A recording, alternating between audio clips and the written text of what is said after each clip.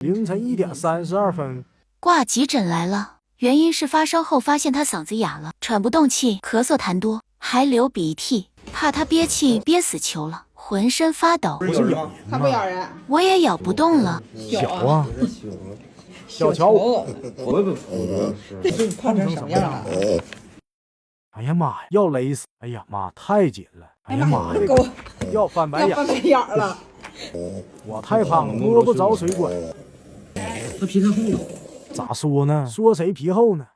你也不礼貌。